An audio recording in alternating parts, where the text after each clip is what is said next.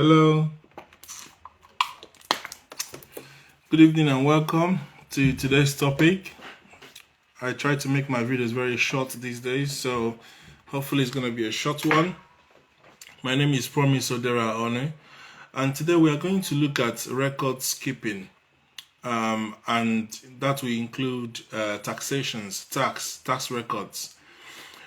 We try to provide solutions to the Nigerian government, looking at Nigeria as a country, looking at the best practices, globally, and seeing what should be done, because it seems like these guys are clueless. So when we look at our attitude with keeping records, how good are we? How efficient are we with record keeping? Is there anything that you want to find out or look at that you can easily get access to the records? Apart from National Bureau of Statistics, there should be availability of records to the citizen. Good evening, Lilian. How are you? So today we are going to look at how important record keeping is for our government, and it cannot be overemphasized that records actually shape up the country. Your records can inform your decision. Records are very good because from records you have data that can lead to information and then intelligence and then insights. And very strong countries like the UK, for example, and America, they don't joke with records. Everything is recorded. And let me tell you the honest truth. Once those records are there and they are not manipulated and they are trustworthy, you can just about get the truth and the factual information about anything. And this is where an area that, when we talk about digitalizing government services, that government needs to take peculiar attention. Like, for example, when we look at our identity as Nigerians, our, demographic data, you find out that Nigerians have national identity card, Nigerians have BVN for their banking system, Nigerians have passports, Nigerians have driving licenses, Nigerians have voters card and all of these sorts. And this information, we don't know how good the record keeping have been. We don't know how good the databases have been. With the whole INEC falling apart on the day of the presidential election, we've seen that they've blamed it on the IT, and Festus Okoye have come out on TV to say that he doesn't know anything about ICT, and that is a good enough excuse. So up till now, we don't know exactly what the reasons are why IRF didn't work, but that shows the ineptitude and the inabilities of governments to sort of utilize technology in a good way, especially when it comes to keeping records. As up till now, even when Peter Beam had his interview recently on Arise a few days ago, he still said that records are being uploaded up till now to IRF. It's a whole mess because they don't pay attention to how important the digitalization of everything government does is. I just finished voting now. I'm just coming out from voting because today we voted for our councillors and ward level, local government level, so to speak, in the UK.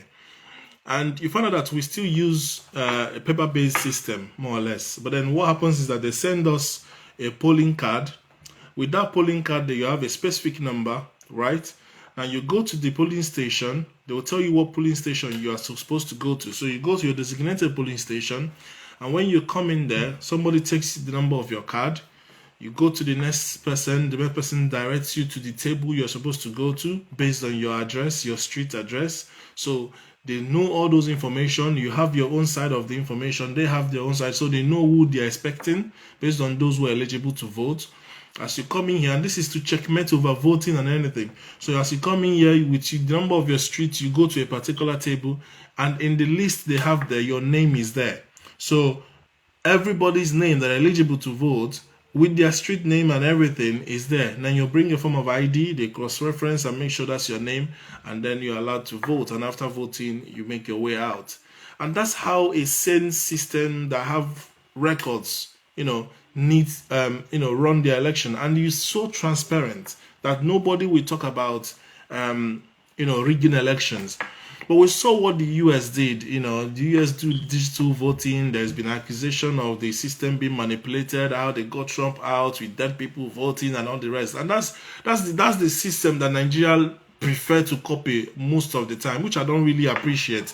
Because when you compare the American system and the UK system, the UK are more conservative and traditionalist in a little way. Americans tend to go more digitalized and everything. But then you find out that as good as IT is, if you don't tamper with it, IT is good. But then people can tamper with it. You know, there are people who can hack systems and all of that. So I still prefer the traditional way of, you know, using paper-based, but again, extra layer of security that, you know, your name has to be in this place as you come, is being ticked, you come and vote, and you can't tick twice, because once it's ticked the first time, two people cannot have the same name on the same street. So that way it is perfect. But then they are able to do this because of record keeping, because somebody has kept that record. So where you are, your address, your name has been kept in a particular record, right? So we need to appreciate record keeping, and we also need to appreciate how that affects tax payments and everything. Because of good, efficient records, right? That is how you sort of check your database, check your citizens, and then match up with what they are paying for tax. Tax paying is so good in this country that before your money comes to you, you've already paid tax. So the government collects the tax at the point of payment. So they are working with your employer, because everybody has what they call national insurance. So with your national insurance number, and nobody's going to give you work if you don't have national insurance number. So these are the way, you know, governments can work, you know, in tandem with the citizens and make sure everybody's obeying the law. If you own a company, you make sure you don't employ anybody without this particular, I think in America they call it security codes or whatever. But security numbers. So if you don't have these things, you won't get work. In Nigeria, what is it that if you don't have, you can't work? Literally nothing. So there is no way the government checkmates the system to make sure everybody is paying tax. Because first of all, yes, we're not paying enough tax, but then the little money we're making from our national resources, people are just sharing it. So there is no accountability from the government, and also there is no accountability by the people. And as a consequence, basic amenities are not provided. And this is why, you know, as much as we are demanding these things from the government, we also need to understand that we need to start paying our tax. If you go to the Ministry of Tax in Nigeria, you will see that it's only big men that if you want to do any special thing, the bank will force you to go and bring your tax document. And in that case, they will just go to the ministry, lobby their way, pay, you know, half of the tax or whatever. It's only P2B that I've seen that have come out and categorically said that you should go and check his record that he pays all his tax. Do you understand? So even if you're running a, you know, you are self-employed here, you're a hairdresser, you're a barber, or you are a photographer, or you have your own company, you still have to do your tax by company tax, using an accountant and everything. And it's very, very important we get these things correct. In the UK, you can check up anybody's company, and that's how they were able to find out that Tinubu's son has bought a property of 11 million pounds. Because his company that he owns, of course, the information can be seen on Company House, which is a public record. And there is no way you can make your company private. As far as it's a company, public liability company, it has to be what? To be there in the Company House. And because of that record keeping, people can easily trace that company and say, this company paid for this property. Okay, this property is being investigated for fraudulent activities or process of fraud, and Nigerian government is interested in this property. Who bought this property? Okay, this company, but who is this person? Who owns it? You can see the list of directors. Right? And people have done these investigations for P2B to see if he has faltered, and P2B has challenged them. He has not defaulted in anything ever, and he has not committed any crime anywhere in the world. These things are because there is credible record keeping elsewhere in the world. So what we need to do in Nigeria is to make sure that our databases are seen as national assets. Okay? Our databases should be seen as national assets. There is this guy that is the Ministry of I think it was communications or something. The guy that was running this whole BVN, I've forgotten his name. Is it Pantami or whatever? That people were accusing of being involved with terrorist organization in the past and whatever. And these are kind of people we give our data, to keep in Nigeria, running all these NIN and BVN and all of that. So these are not kind of people you put in those kind of sensitive posts. So we need to be working with people we know that are true to country, have high reputation, very, very trustworthy, with high integrity to be able to manage our data and information. And again, there should be a lot of prohibition in terms of sharing those data or even looking at those data. There's something called GDPR. And everybody that is abroad understands that your information is private, is sensitive. Even when you are working in government or working in the hospital, you dare not share anybody's information, anybody's data. So these are things we're supposed to be practicing, because these are the best practices in the world. But unfortunately, because of how we rubbish ourselves and our mediocre mentality and our excuses for our political health and our ministries, all these things are not in place. The Ministry of Statistics is trying, I give it to them as the only functional people in terms of producing this data. But as well as that, we need to have other ministries, like we are talking about digitalizing and having a website for all the government this thing. We are supposed to have, if you want to go and check who is paying tax, who has not paid tax, which company is registered, all these things supposed to be in the full glare of the public. By punch of, you should be able to check, okay, let me check this company, for example. Is this company still existing? Has it been closed down? Has it been shut down? How many directors do they have? You should be able to punch in that company. You should be able to verify anything on a particular website. So CSC, which is the company, what is the full name now? CSC, those that give you the company names and whatever in Nigeria, they're supposed to have a website. And that website should be able to allow you to search the database. So these are things that are very, very important when it comes to, it can help you to fight crime, it can help you to easily get information. And it's like this census we're talking about. How does UK know their data in terms of the number of people that are British at every given point in time? Because they know how many people they have when they last conducted their census. And as well as that, they know how many beds they have, because every bed has to be registered. That's how good record keeping is in this country. Once you give birth, the information goes into the hospital information, and government have hold of that information. Death has to be registered. When somebody dies, it has to be registered. In Nigeria, when you die, the family will come and bury. If people die, sometimes they don't even, depending on the nature of accident, you can't even recognize the person. Nobody claims, there is no DNA to sort of check and confirm who the person is. There's no record to match it to know how many people have died. Nothing. People will just come and carry the person, throw in, and bury the person. So there's no record for birth or death. But in the UK here, you have record for birth, you have record for death. And what happens is that you add the births and then you subtract the deaths. And that way, you can know at every given point. So if you ask UK now, how many citizens do we have, they can give you that information, and it's near accurate. If there's any missing persons, the police will know, because it will be reported. And that's how a system works. So with that record keeping, it becomes extremely difficult for you to manage your population, because you don't know who is out of the population, who has died, who is left, who has traveled. I mean, Nigerian government probably through the embassies or whatever, or the people they've issued passports, international passport, might probably know how many people who have left the country or who have come into the country. But what we're talking about is that we're supposed to have a very robust national data mirrored in so many databases, right? So that it will be very, very strong and formidable, and at the same time treated with the highest protective measures to make sure nobody manipulates it, right? And at the same time, link it with every security agency. So the police needs to have access to that data. If you catch a criminal now, or somebody has a criminal record, it's supposed to go in there. Very, very robust. If somebody is admitted in hospital, whatever, this thing's supposed to be there. There's supposed to be efficient way of record keeping, and all this needs to be digitalized, okay? So there's supposed to be finger thumping for everybody, and again, there's supposed to be synergy. Not having ID card, also having different data for BVN, all these things are supposed to be linked, and so it's supposed to be a primary ID that's supposed to be used, or a unique ID rather, that's supposed to be used to link all these people.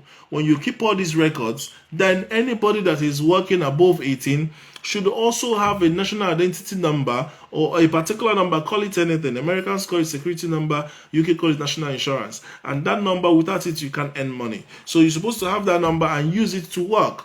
Once you finish your NYSC, you know your number. You shouldn't even wait till you get to NYSC. But let's just start with NYSC. Once you get to NYSC, you finish your NYSC, you come out of university, you want to start working, you use that number. And everybody should have a unique number. It could be digits and letters, just like we have in the UK here. And then when you use it to work, tax will be deducted at the point of payment. I think this is already in place for some civil servants. They pay tax by default. But it's not just civil servants. This is supposed to be applied to everybody. Now, this record keeping will help the ministries to be generating revenues for government, and as well as that, businesses also needs to be paying tax.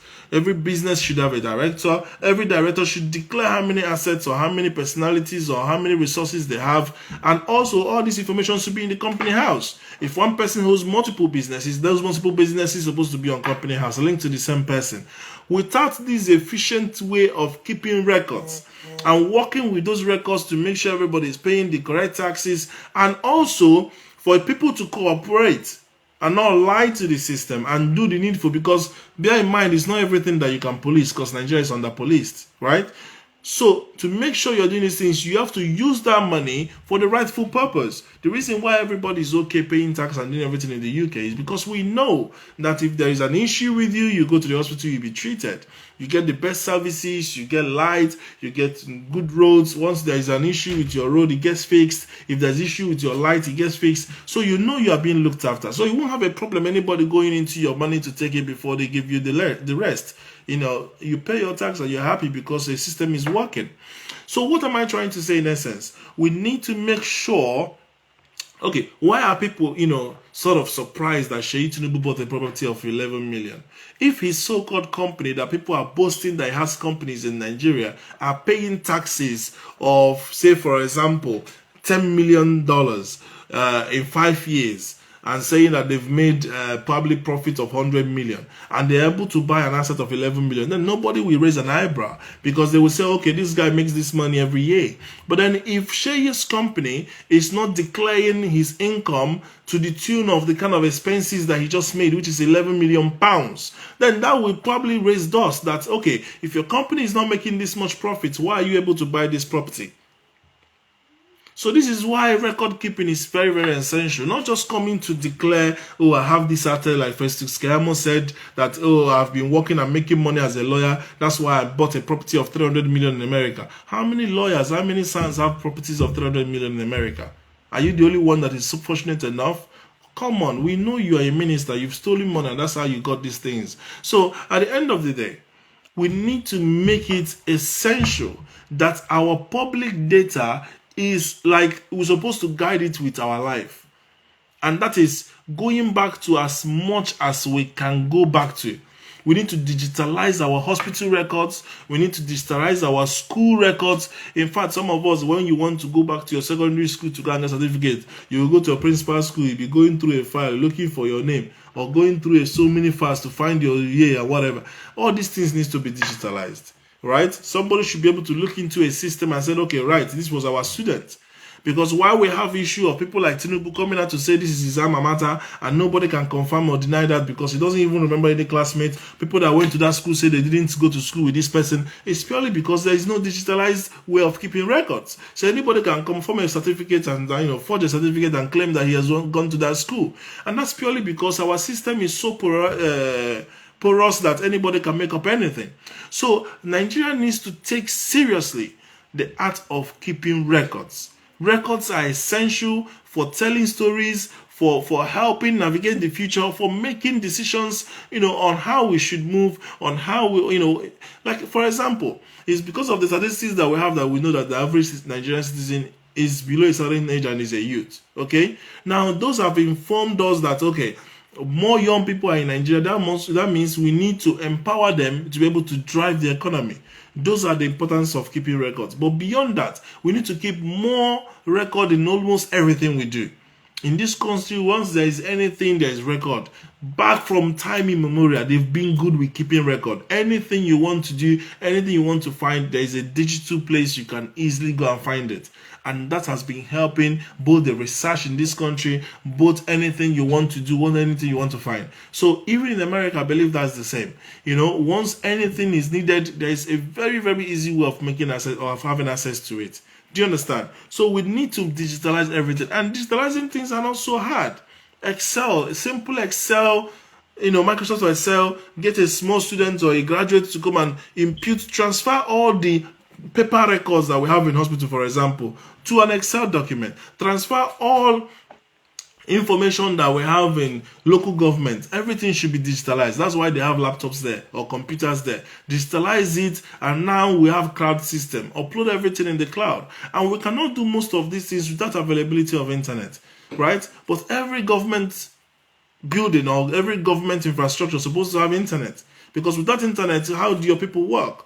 Gone are the days you come into a local government and all you are seeing is somebody with fat file, and then a few rubbish here and there, and that's it. It's called an office. No, we need to train our civil servants, our workforce to understand how to digitalize things, and then how to make a simple search on an Excel when they are looking for information, so that everything will be digitalized. If you are issuing any certificate, it should be digitalized. On so and so date, this was issued to so and so person. Without all this correct keeping of records, in some cases both digital and paper records, we are going nowhere, and we need it to be able to forge a better society, make sure we are getting the right tax, and help our people in the best way. I'm going to stop here, and thank you very much for listening. I hope you're enjoying it. Please watch, comment, share your opinion. If you have a contrary opinion to what I have to, what I said, share your contrary opinion. If you agree with me, tell me, encourage me that you've agreed. And if there's any topic that is in your heart on how to push Nigeria forward or how to move Nigeria forward,